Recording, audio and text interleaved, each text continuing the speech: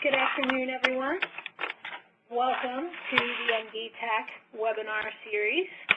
My name is Cindy Borden. I'm with the National Coalition for Homeless Veterans, NCHV, and we are part of NDTAC, the National Veterans Technical Assistance Center. Today's webinar is using the Job Accommodation Network, also known as JAN, and we have a few guest speakers who will be presenting this afternoon. Kim Cordingley, Melanie Wetzel, and Kelsey Lewis, all from the Job Accommodation Network, will be joining us in just a few minutes. Before we get the presentation moving, I just want to go through a few logistical procedures for the webinar. First of all, you'll notice that if you were talking to me, I could not hear you. All of the phone lines have been muted. And that's for a couple of reasons, just to keep the process going smoothly, but also to avoid any of us hearing. If you have to put us on hold for a minute to deal with a client or something like that, we don't want the whole webinar to hear the music that you have. So your phone lines are muted, so you won't be able to ask us questions through the phone, but you will be able to type questions in the chat box on the screen. And if you look to the right of your screen, there's a bar there on the right. I'll show that in just a minute, and there is a little bubble dialog, and if you click on that, you'll be able to send questions directly to us. You can type your questions in that chat box, and we'll have a couple of times during the webinar specifically for questions, but as we're going along, if a question comes to you, just go ahead and type it in that chat box, and we'll make sure we get those to our presenters. You will also be receiving a SurveyMonkey survey about the webinar. It will come from Antonio Adesi. He's our program assistant here at NCHV. So if you see that in your mailbox, please open it and answer it. It's just about 5 or 6 questions, but it's a way for us to assess the webinars that we're doing and make sure that they're helpful and useful for you folks. This shows that chat box where I was seeing. This is on the right side of your screen. And if you see that little bubble right there and click on that, then you'll be able down at the bottom to type in your message for your questions.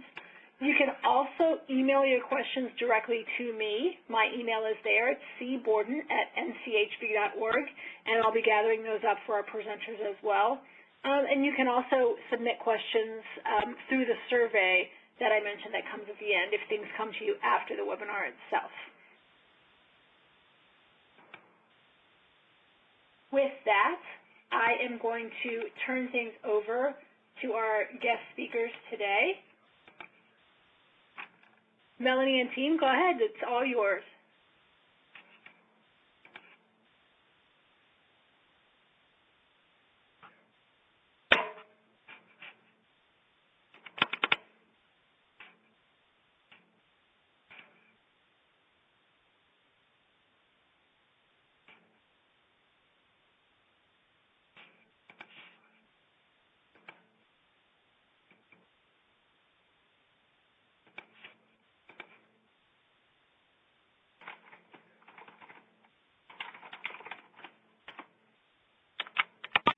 The conference is no longer in lecture mode.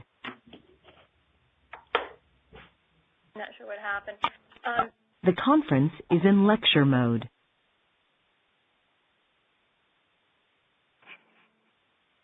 If you guys can hold on for just a minute. We seem to be having a technical difficulty. Hold on for one moment. We'll get it fixed.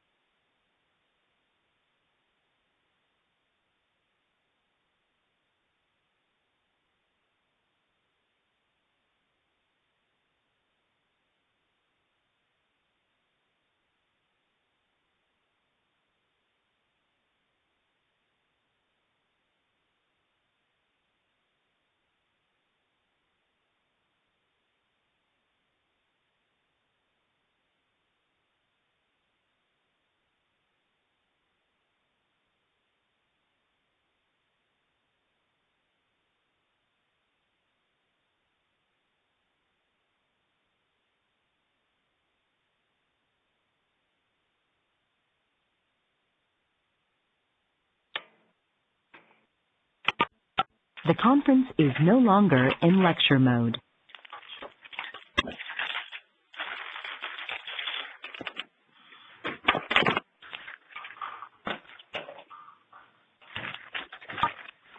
The conference is in lecture mode.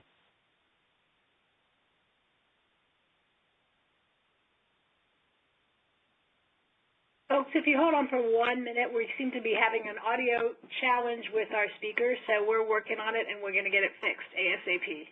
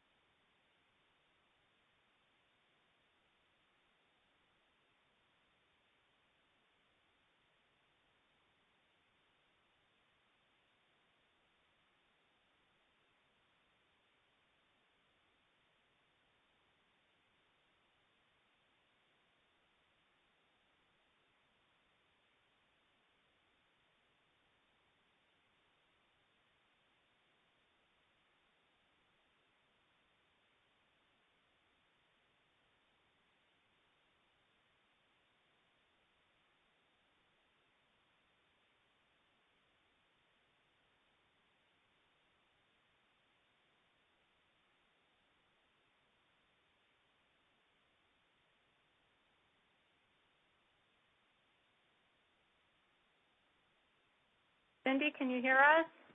I can hear you now. Oh, good.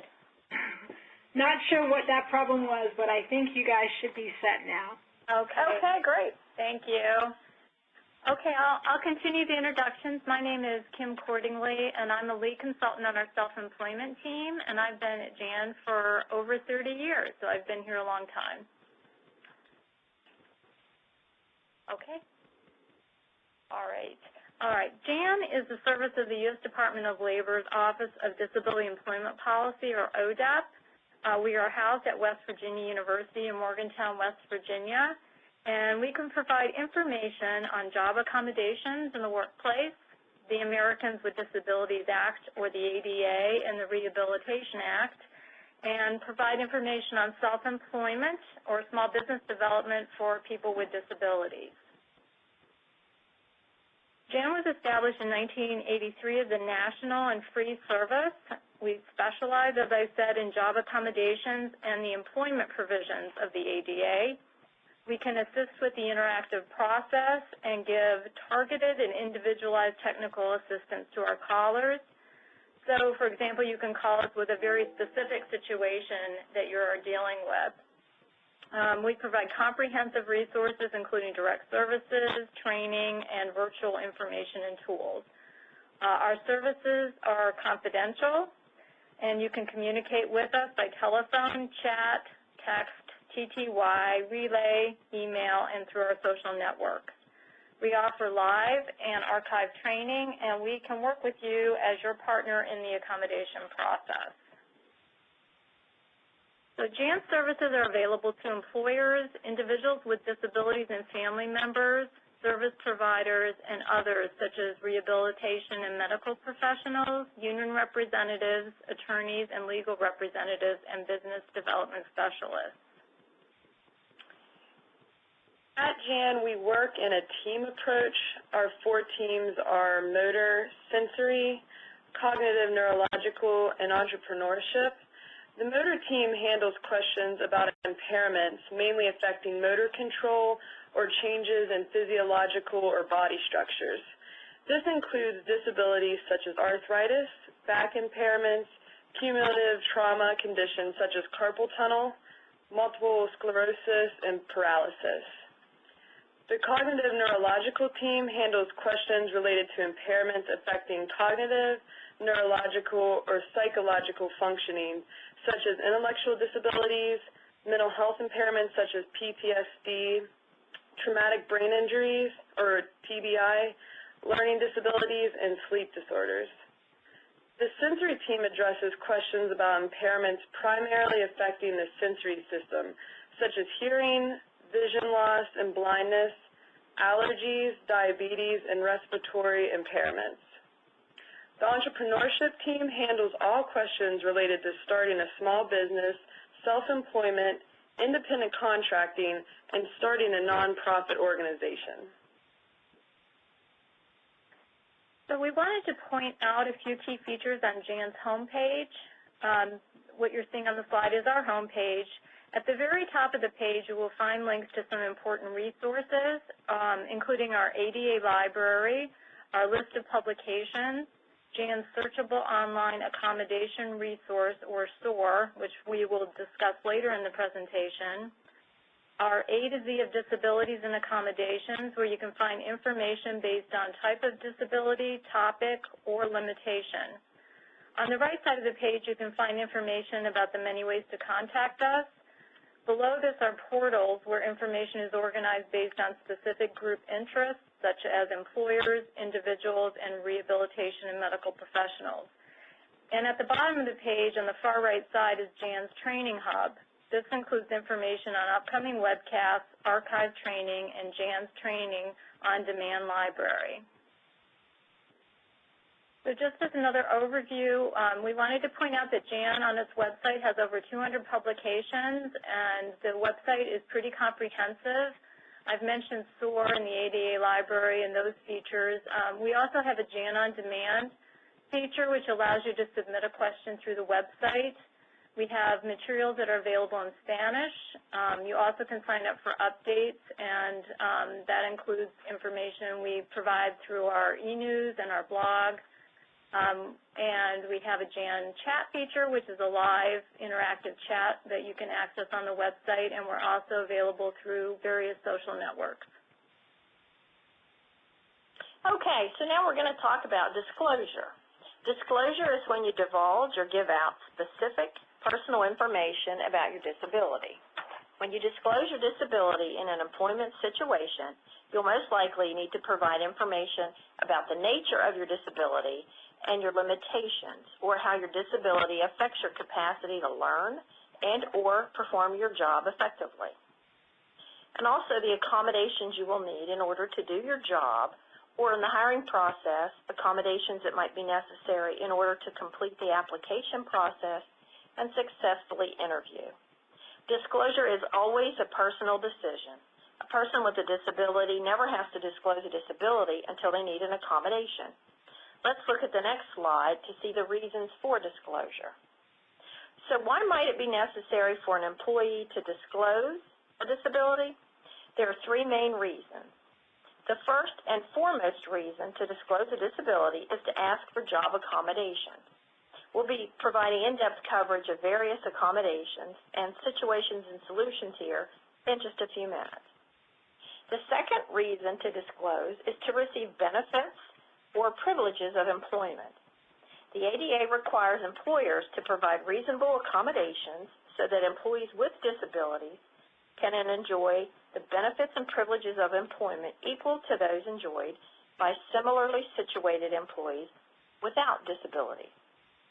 Benefits and privileges of employment include, but are not limited to, employer-sponsored training, services, such as employee assistance programs, credit unions, cafeterias, lounges, gymnasiums, auditoriums, or transportation, and parties or other social functions, such as parties to celebrate retirements and birthdays, and company outings such as picnics. If an employee with a disability needs a reasonable accommodation in order to gain access to and have an equal opportunity to participate in these benefits and privileges, then the employer must provide the accommodation unless it can show undue hardship.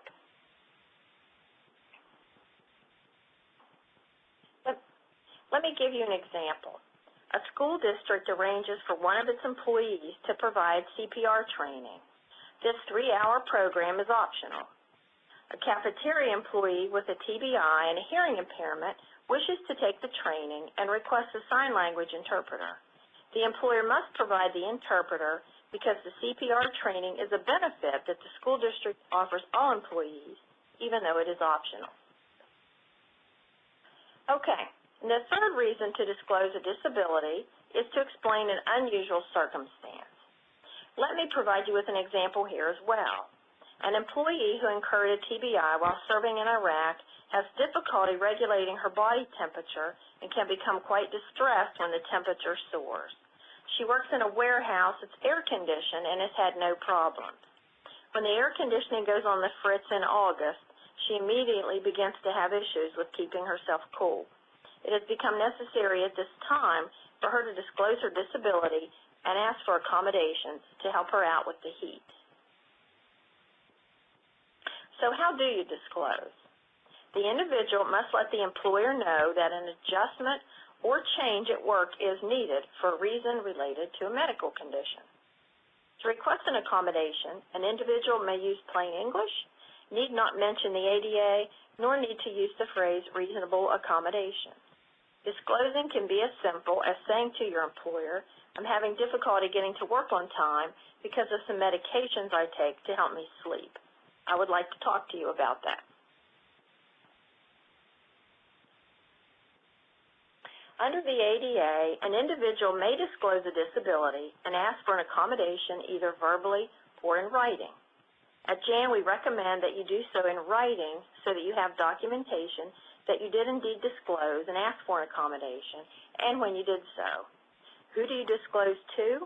The employer, a supervisor, manager, or HR representative can all be persons an employee would make their disclosure to. Oftentimes, employees don't want their supervisors or managers to know about their medical condition. In this case, it's wise to disclose to someone in HR. In many cases, a manager or supervisor will need to be informed of the process and be involved in the accommodations, but would need information on the medical condition.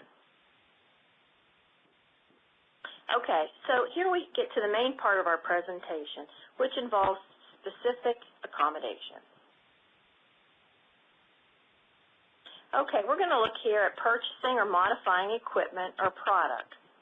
The purchasing of equipment or modifications to existing equipment may be an effective accommodation for people with many types of disabilities. There are numerous devices that make it possible for people to overcome existing barriers to performing functions of a job. These devices range from very simple solutions, such as an elastic band that can enable a person with cerebral palsy to hold a pencil and write, to high-tech electronic equipment that can be operated with eye or head movements by people who cannot use their hands. There are also many ways to modify standard equipment that can help enable people with different functional limitations to perform jobs effectively and safely. Let's talk briefly about the products and equipment pictured here on this slide. First, we have a task light that can be used in place of or in addition to overhead lighting. Next, we have a watch that can be programmed to use alarms as reminders. The next picture there is a smart pen. This pen uses specialized paper to write on and records the meeting or conversation at the same time the individual using it is taking notes. Down in the next row, we have a pocket voice recorder that can be used very easily to record verbal instructions or directions in order to listen to them multiple times later if needed. Next, we have a wireless headset. That can be a neck and upper back lifesaver when a large portion of someone's time is spent talking on the phone. It allows the individual to use both hands, get up and move about, and also lessens the probability of getting a crick in the neck. The last product there is an iPad, and that can be used with apps for lots of different things. So let's consider now 2 Jan examples. Our first example here is an electrician's helper with PTSD who needed to attend periodic licensure training. He had difficulty taking effective notes and remembering information in the meeting. For the accommodation, the employee was provided with an iPad with apps that would record the training. This enabled him to listen to the trainings as many times as he needed. He was also provided training on how to use the device and also the app.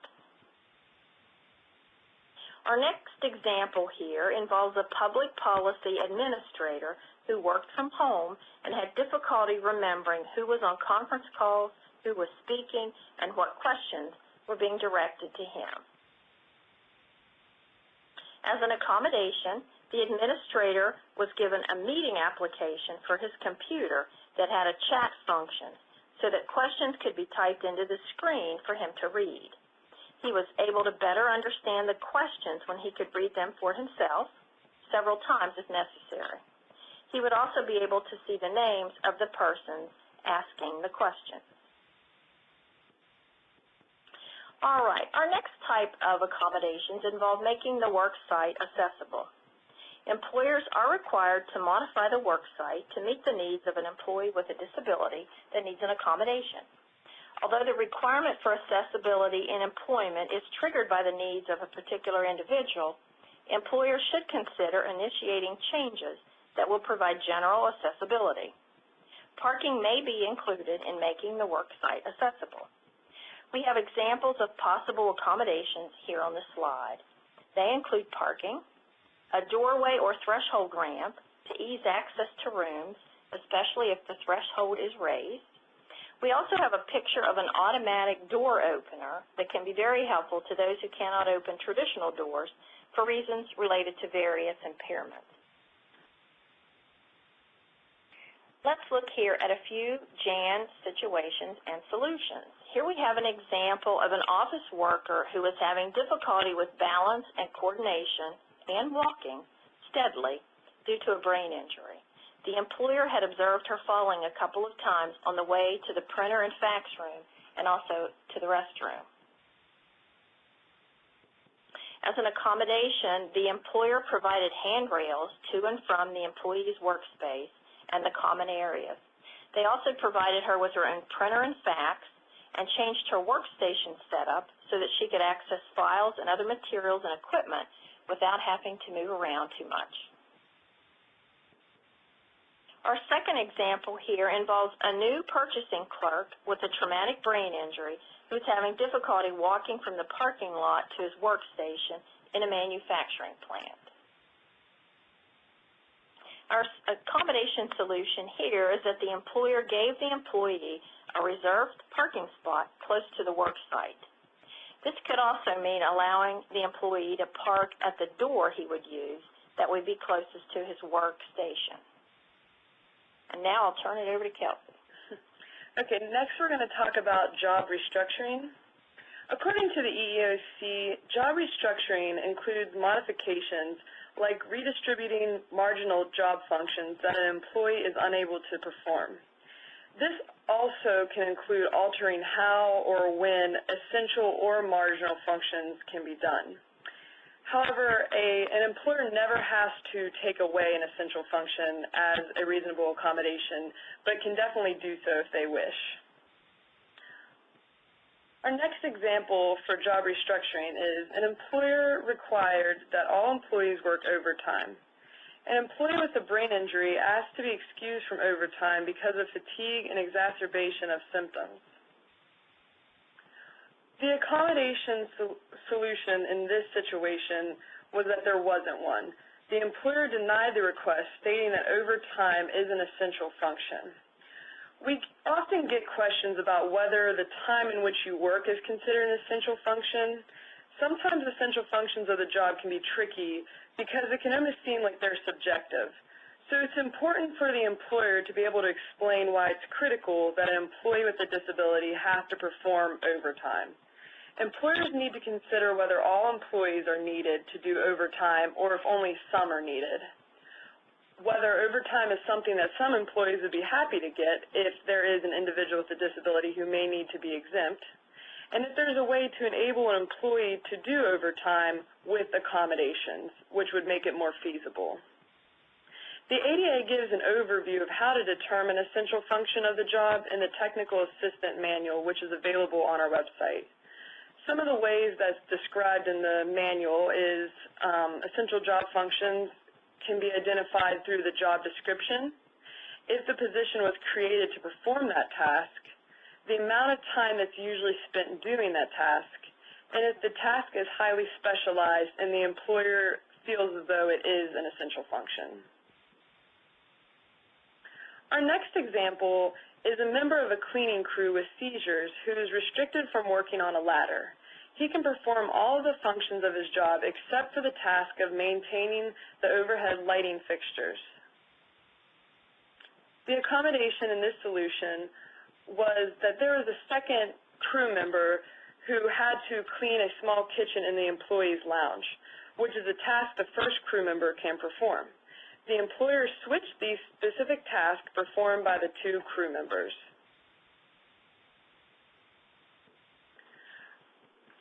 Next, we're going to talk about modifying schedule and allowing leave time. Modifying schedules, which include allowing flexible scheduling, limiting schedules, and even allowing part-time schedules, along with allowing leave, are all considered reasonable accommodations under the ADA. Although part-time work is a form of reasonable accommodations, employers probably do not have to change existing full-time jobs to part-time as an accommodation under the ADA. But they can do so if they wish. This is especially true if the job is needed in a full-time capacity. According to informal guidances from the EEOC, when an employee is asking to cut his or her hours significantly, then in essence, the employee is asking for a reassignment to an existing part-time job. Leave can also be a really complicated accommodation to fully understand. The goal in allowing the use of leave as an accommodation is to provide job-protected time that will enable the qualified employee with a disability to manage his or her medical impairment and then ultimately remain in the workforce. So this job-protected time can look like either accrued paid or unpaid leave. Leave as a reasonable accommodation under the ADA is also important if the employee has already utilized FMLA time and needs additional time off or is not eligible for FMLA time at all. However, leave is not the best accommodation when the employee is able to work and has asked for accommodations to stay in the position instead. For more information on leave, go to our website under the A through Z of Accommodations and Disabilities. Next, we're going to look at an example of a court employee who is having difficulty with emotions after returning to work following a TBI. She was diagnosed with pseudobulbar affect, or PBA, where she would have outbursts of uncontrollable laughter at seemingly inappropriate times. The employee asked that her coworkers be educated on PBA so they would better understand what could be viewed as inappropriate laughter. She was also accommodated with extra breaks to help manage her stress, a temporary lightening over her workload, and a flexible schedule to allow her time for counseling and doctor appointments. Our next example is an employee working in a state correction facility has difficulty waking up due to new medications that she has been prescribed. She's had increasing symptoms of PTSD with the approaching 10-year anniversary of the traumatic event. Because of her inability to get to work on time and attend work at all some days, her employer provided her with an accommodation of leave to help her manage the side effects of the medication. Next, we're going to discuss modifying policies as a reasonable accommodation. It is a reasonable accommodation to modify workplace policy when it's necessary for an individual's disability-related limitations, absent undue hardship. but the ADA only requires that employers modify the policy for the employee who needs this because of their disabilities. So they do not have to modify the policy for all their employees. Employers may need to consider modifying policies such as leave and attendance, dress codes, where or how the job is performed, and policies regarding service animals in the workplace. Our next example is about a file clerk with an anxiety disorder who uses a service animal to help her deal with stress in the workplace. The employer modified its no animal policy and allowed the service dog in the workplace. Next, we're going to give it over to Melanie again. Okay, now we're going to talk about providing readers and interpreters and other services as accommodations. Providing a reader for someone with reading and print difficulties may be considered a reasonable accommodation, depending on the extent of the reading that would be required. The reader must read well enough to enable the employee to perform his or her job effectively. Oftentimes, a reader is used in testing situations. The job of a reader in a testing situation is to simply read the test or materials. There is no defining words or explaining terms. An employer may also be required to provide interpreters. If an individual with a disability is otherwise qualified to perform essential job functions, the employer's basic obligation is to provide an accommodation that will enable this person to perform the job effectively. So providing an interpreter on an as-needed basis may be a reasonable accommodation for a person who is deaf in some employment situations, if this does not impose an undue hardship. An undue hardship, I don't know that we really defined that. Undue hardship means that the accommodation would be too expensive or too disruptive or would change the nature of the business. A job coach to assist in the training of an employee can also be a service that an employer might need to provide to an employee as an accommodation. Let's see our next example. Here we have a veteran who recently returned to the workforce in a customer service position who had PTSD and a TBI. After disclosing his disability and requesting reasonable accommodations, his employer provided him with a cubicle close to an exit with his back facing a wall. This helped to alleviate some of the stress, but he still had difficulty with memory and emotional outbursts. So as further accommodation, the employer obtained a job coach through the Department of Veteran Affairs to assist the employee adjust to his new position. The job coach worked with the employer and employee to develop a customized form for taking notes, a system for organizing the employee's workspace, and suggested the employee email his supervisor with questions so that he will have written responses. The job coach also helped incorporate breaks into the employee's day to walk and do breathing exercises to help reduce the likelihood of outbursts. Our next accommodation here is reassignment. A reassignment is generally looked at as an accommodation of last resort, meaning it should be considered only when an accommodation is not possible in the employee's present job, or when an accommodation in the employee's present job would cause an undue hardship. Reassignment may also be a reasonable accommodation if both the employer and the employee agree that this is more appropriate than accommodating in the present job. What reassignment means is that the employer looks at the open positions the employee is qualified for. An employer does not have to create a position, nor do they have to bump someone else out of their position. The position should be as close as possible to the current one in terms of status and pay, but if that is not possible, the employer may consider lower positions. We have a really good example here to illustrate reassignment. Here we have a retired Army medic who had difficulty managing stress in the workplace due to her PTSD. Her stress intolerance was intensified when she heard the emergency medical helicopter arrive and depart from the hospital where she worked as a nurse. Okay, and for the accommodation, the nurse was reassigned to a vacant position on a unit that was far from the helipad, so she rarely heard the helicopter. During times when the helicopter staff would practice maneuvers in her area, she was allowed to work a flexible schedule.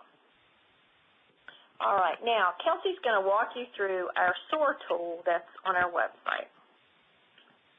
Okay. So as Melanie said, we're going to walk through how to use Searchable Online Accommodation Resource, or SOAR. SOAR is designed to let users explore various accommodation options independently. I personally think this is an especially useful tool for accessing information on assistive technology. But if you're on our home page, you would click Search Accommodations Database. If you're on a different screen, then you click the tab Accommodation Search. When you're on the SOAR page, the easiest way to navigate is by clicking on the magnifying glass that is in the red box there, if you see on the screen. In the example today, we're not going to be looking at assistive technology products, but instead we're going to look at accommodations for an individual with epilepsy. So we will click on epilepsy there. At the top of the page, you'll see more information on this disability. We're going to look for the specific issues that the employees with epilepsy commonly face within their place of employment. Today, we're going to search under individual has difficulty with attendance or absenteeism. Again, you would click on attendance and absenteeism in the next page for more information. And then this gives some ideas on addressing attendance issues for this employee. Some of those ideas are allowing the employee to remain on the job after a seizure. Of course, you want to make sure that the employee is safe and coherent to continue working. Flexible scheduling, allowing the employee to make up the time that he or she may need to after missing, and maybe even allowing them to perform some duties at home if possible. Modifying the attendance policy for the employee alone. Again, look at allowing the employee to make up that time that he or she may have missed if you can't allow additional time off. Okay, providing leave. This is one of those times that leave is an appropriate accommodation for safety and health reasons. And straight shifts, which will help regulate stress and sleep patterns, which will lessen the likelihood of a seizure in the future. Okay, we want to talk a little bit about how Jan can help someone who's interested in self-employment or starting a small business. So my team can provide individualized counseling, resource materials, and referrals based on specific needs and goals of the person who's interested in starting a business.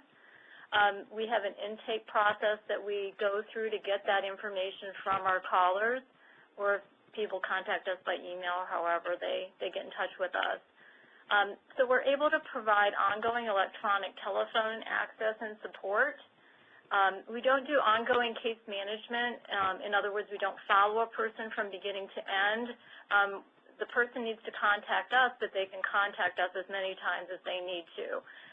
Everyone also has my contact information, so they could call or email me at any point. We also have a part of our website that focuses on self-employment publications and resources.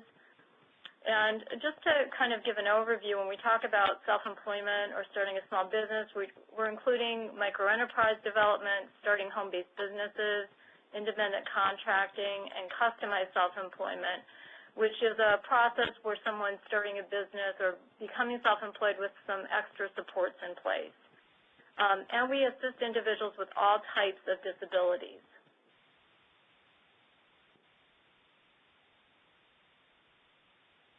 All right. So we can provide information to individuals with disabilities about specific programs that are able to assist them, but I wanted to focus today on entrepreneurship programs for veterans with disabilities. Some examples of these types of programs include the Small Business Administration's program specifically for veterans and service-disabled veterans. The Veterans Administration has a vocational rehabilitation program that can assist with starting a small business and self-employment. The VA also offers a veteran entrepreneur portal with links to a variety of resources. There's a higher education initiative called Entrepreneurship Boot Camp for Veterans with Disabilities for post-9/11 veterans with service-connected disabilities.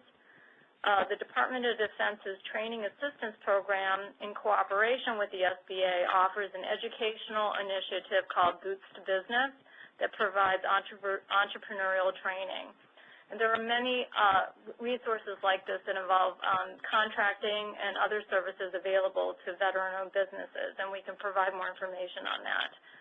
We also can help with issues such as the feasibility and idea development process of starting a business, business planning, identifying low-cost marketing strategies, identifying legal structure options for the business. If an individual is receiving different types of benefits, we can get them in touch with benefits planning information. Very importantly, provide information on different financing options, including asset development.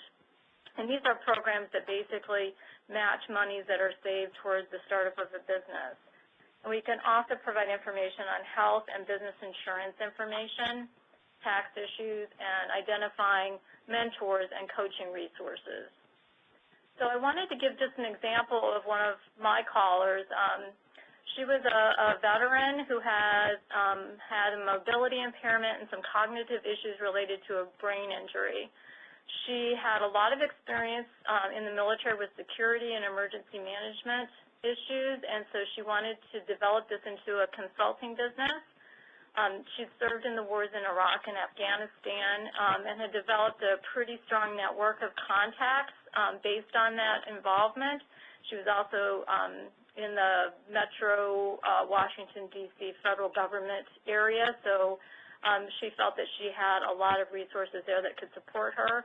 And she was mainly interested in government contracting at the federal and state level. So she contacted us with questions about how to organize her business, how to finance it, setting up different marketing strategies, and also information for a woman-owned business and a veteran-owned business. So we provided her a packet of information which covered all of these areas. We do this individually for every caller, and she had some additional accommodation questions for setting up a home office, and we put together some information on that for her as well. So I think we'd like to turn this over to questions now. Okay, great. Thank you. We've got a couple questions that have come in. The first question we had was going back to the disclosure question, the disclosure discussion, and it was a question about whether disclosure needs to happen upon hiring or if it can be done when the disability arises over time, when it becomes an issue over time. Okay, that's a good question. Disclosure never has to take place until the person needs an accommodation. And so if they don't need an accommodation during an interview process, sometimes there'll be an application test that someone might need an accommodation for. It never has to be disclosed. That can be disclosed the first day on the job when they discover what some of the job tasks are. Sometimes people aren't really sure exactly what the tasks are going to be and if they're going to have difficulty with them or not. We talked to people who, didn't need an accommodation in the beginning, and then later on when new tasks were added or things about the job changed or things about the disability changed, then they needed to disclose. And so, yes, that you can disclose at any time. Some people feel they want to disclose and be honest up front, and that's not required under the ADA. That's a personal decision. Some people feel that if they are honest and upfront and the employer doesn't want to work with them because they do have a disability, then that's not someplace they would want to work because they feel the employer wouldn't be helpful then later on when they really did need assistance. Great, thank you. I think that's very helpful. We had another question that was around the whole idea of essential functions. And that employees aren't required to take them away, employers aren't required to take them away, but they can. And this particular question was around the idea of an employer being allowed to take away an essential function for a particular employee and being scared of the sort of ripple effect that might have in a large organization that all, 300,000 employees or 100,000 employees would then ask for similar essential functions to be taken away. Okay. So this kind of goes back to the topic of employee morale and what the employer is obligated to do under the ADA. First off, the employer can never, make a decision of whether or not to accommodate based on employee morale or how they feel that other employees will view the accommodation. And again, that being said, if they did take away the essential function as a reasonable accommodation, that's great that they were willing to do that. But again, they have to have the proof that the individual needs the accommodation for a disability. So it's, it's not like the next employee who has no medical condition that is limiting them from doing that position. They shouldn't have to get that same treatment just because their coworker did, if that makes any sense. Yeah, it also goes back to the idea of an employer doesn't have to modify a policy for all employees if an individual with a disability may need one. They only need to modify that policy for the individual. Thank you, Kelsey. I think that clears it up, and that leads to another question we had, which was, do you have recommendations on how to explain to other employees why their schedule or work is being modified for a peer with an accommodation, perhaps connected to the example where the one cleaning crew member is now maintaining the lights instead of cleaning the kitchen? And how does an employer explain to other employees whose schedule or work job description is being changed as an accommodation for a coworker? Yeah, and that is definitely a really tough situation for a lot of employers to be in.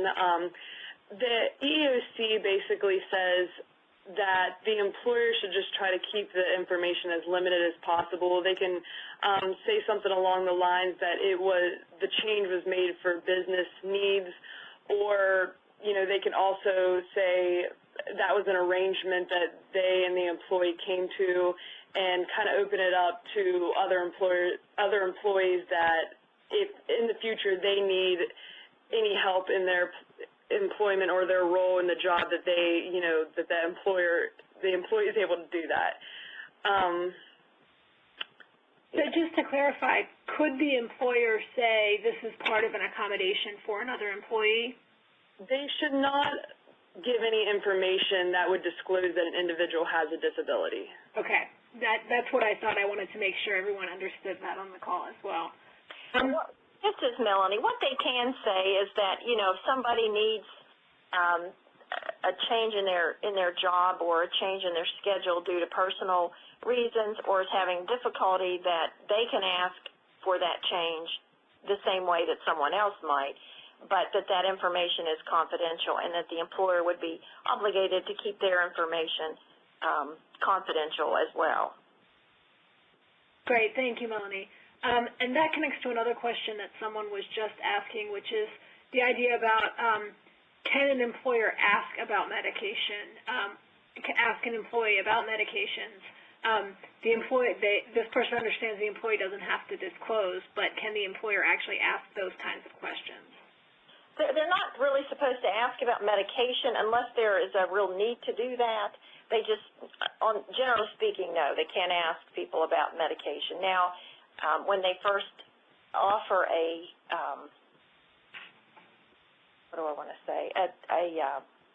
preliminary offer of employment, and they would do then medical questioning and medical testing, as long as they're asking everybody the same questions, they can do so at that time.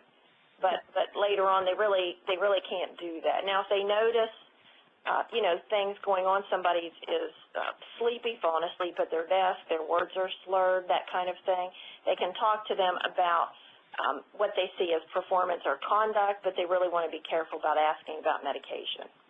Okay.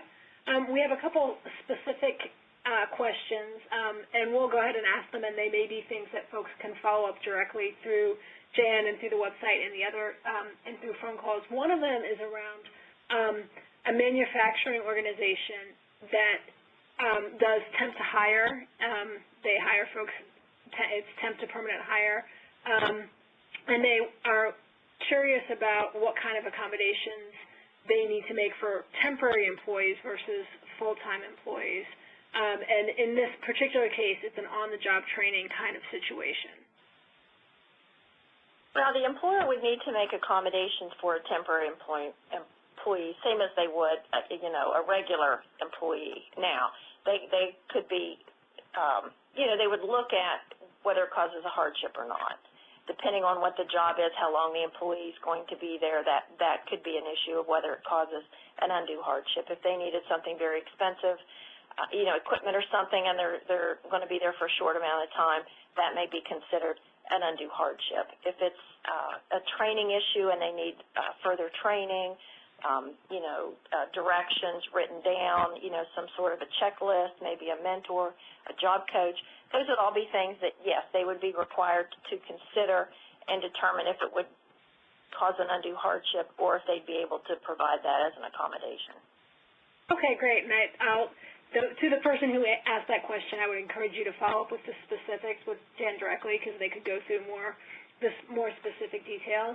There was also another fairly specific question about someone who has a client who actually has sleep apnea, and so they are looking for the types of jobs that they can help this person look for where the person falling asleep from time to time because of their sleep apnea would not disqualify them from obtaining the job.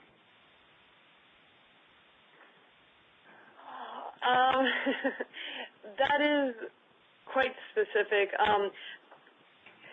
Really, I'm first on the sleep disorder calls, and really individuals with sleep disorders are in all types of jobs. The fact of the matter is that employers can uphold their production standards, including that which would, involve falling asleep on the job. But there are accommodations that they could look into to try to help eliminate or at least lessen the likelihood that they're going to fall asleep. There are things like the doze alert, even allowing the individual to take a break and walk around if they're starting to feel sleepy, those type of things. If there are specific questions that they have, again, definitely give us a call so we could go through more of the specifics, but there's probably not one better job over the other for an individual who may fall asleep during the day. It's more about trying to work with accommodations to help them meet the production standards of the employer. Great, thank you. I think that's very helpful. And again, for that person, I would recommend calling in and talking to Kelsey or to someone else at Jan about the specific situation. Those are the questions that we have right now. It looks like there's the contact information. That was perfect timing. I'm going to give folks just another minute to see if there's any other questions. And Melanie, Kelsey, do you guys have anything else you'd like to add?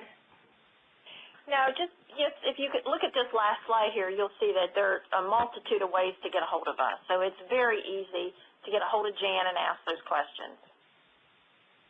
Great. Yeah, as everyone can see, there's phone numbers there's websites, there's text, there are all sorts of different ways that you can contact Jan with specific questions or even more general questions and resources that you might need. I'd like to thank all of our presenters from Jan this afternoon. It was really informative and I think really helpful for the folks who are on the call today. We really appreciate your sharing your expertise.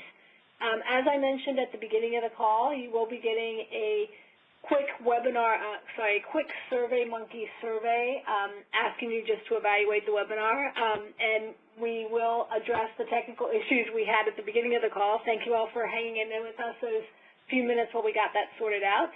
And again, thank you to all the folks from Jan. We really appreciate your time today. You're welcome. Thank you for having us.